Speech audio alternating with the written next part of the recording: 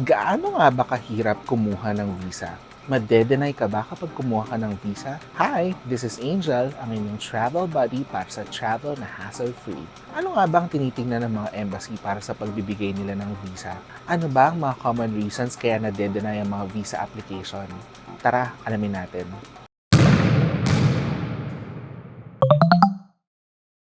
Bilang Pinoy, marami tayong bansang gustong mapuntahan. Gaya na lang ng Japan, Korea, mga bansa sa Europe, Canada, US at marami pang iba. Pero bago ka makapasok dito, kailangan mo munang kumuha ng isang importanteng dokumento mula sa embassy nila. At ito ay ang visa. Ano nga ba ang visa? Ang visa ay isang dokumentong nagbibigay pahintulot sa isang tao para pumasok, lumabas at manatili sa loob ng kanilang bansa for a specified period of time. Maraming klase ng visa.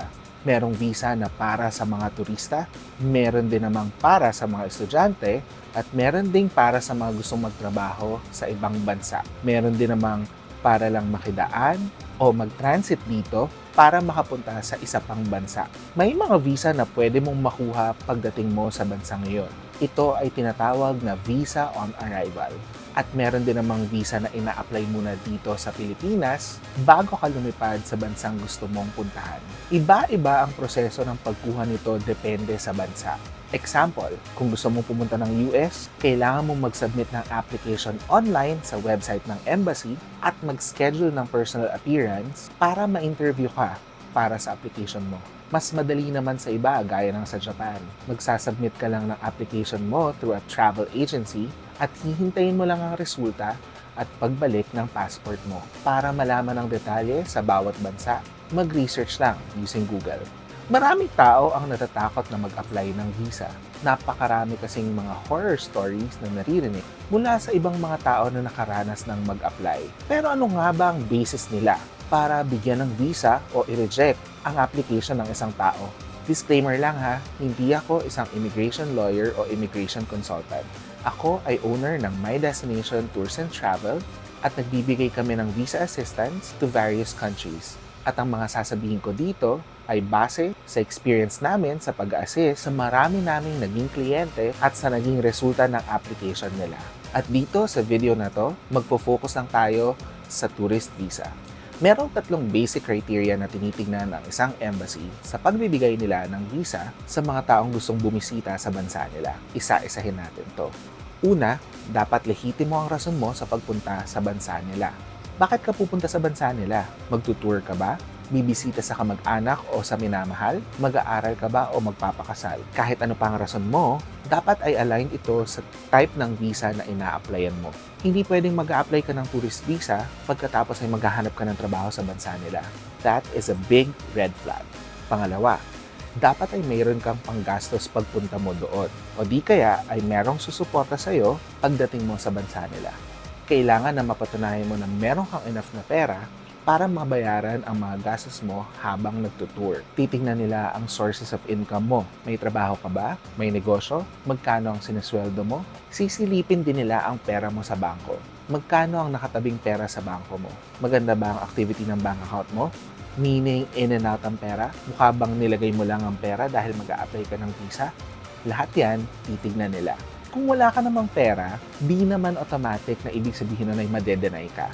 Pwede kasing tulungan ka ng ibang tao sa gastos mo. Posibleng meron kang sponsor sa bansang pupuntahan mo na magpo-provide sa'yo ng tirahan, pagkain, or even lahat ng gagastusin mo pagpunta doon. Bottom line, kung gusto mong mag-tour sa ibang bansa, dapat ay mapatunayan mo na may budget ka.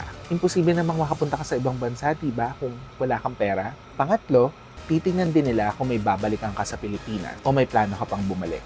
Ito ang tinatawag nilang ties mo sa Pilipinas. Ito yung mga tao o bagay na magpapabalik sa'yo dito sa Pilipinas. Example nito, mga pamilya at anak na may iwan dito sa Pilipinas. Mga negosyo o trabaho na kailangang balikan pagkatapos ng biyahe mo. Mga obligasyon o responsibilidad na di mo pwedeng bitiwan at kailangang balikan sa Pilipinas. Lahat yon ay titignan nila. Simple lang naman, di ba? Oo, simple lang naman talaga ang pag-apply ng visa. Kailangan mo lang masatisfy ang tatlong basic criteria na yon para mabigyan kanila ng visa.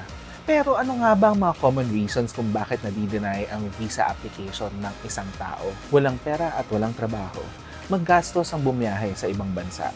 Bukod sa pamasahe at tirahan, kailangan mo rin gumastos sa pagkain at pambayad sa mga tourist spots at mga tourist destinations na pupuntahan mo. Paano mo tutustusan ang gastos mo kung wala kang pera at wala kang pagkukunan nito? Kung meron ka namang sponsor na willing gumastos sa'yo, hindi dahil may sponsor ka ay automatic na or mas tataas ang chances mo na mabigyan ng visa. Dahil nililipat mo lang sa sponsor mo ang responsibilidad, napatunayan na meron silang panggastos para sa'yo. This means na kailangan mo rin magpasa ng documents ng sponsor mo para mapatunayan na kaya ka nilang suportahan at gastusan sa biyahe mo. Bukod dito, nagiging dagdag burden din ito para sa'yo, napatunayan ang willingness ng sponsor mo na gastusan ka.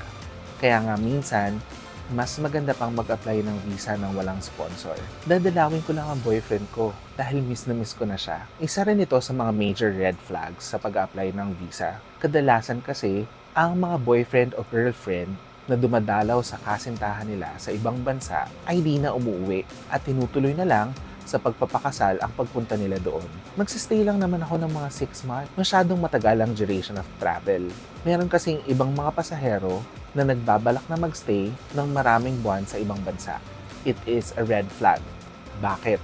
Kasi halimbawa, meron kang trabaho dito sa Pilipinas or meron kang negosyo dito sa Pilipinas. Bakit ka magtatagal ng mahigit 1 buwan sa ibang bansa? Sino ang mag-aasikaso ng trabaho mo o ng negosyo mo? Sino ang mag-aasikaso ng mga responsibilidad mo dito sa Pilipinas? Bukod dito, anong rason mo bakit ka magsistay ng more than 30 days sa ibang bansa or magsistay ng matagal sa ibang bansa? Baka naman may balak kang magtrabaho doon or baka naman wala ka ng balak umuwi.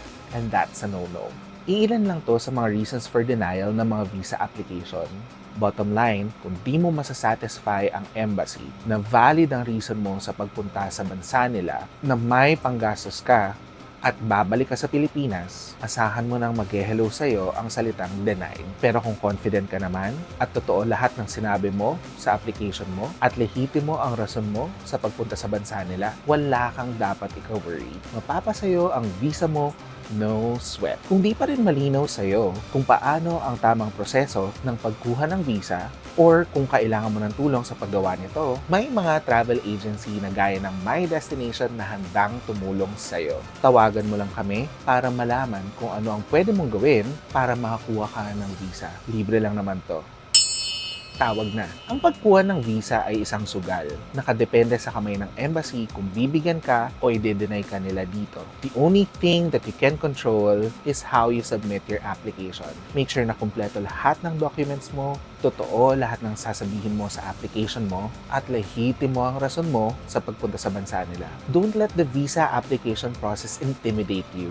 Don't let this be the reason para di ka makapag-travel because there's so much out there to explore and discover. Sabi nga ni Oscar Wilde, live life with no excuses. Travel with no regret. Ano pang hinihintay mo? Explore the world today.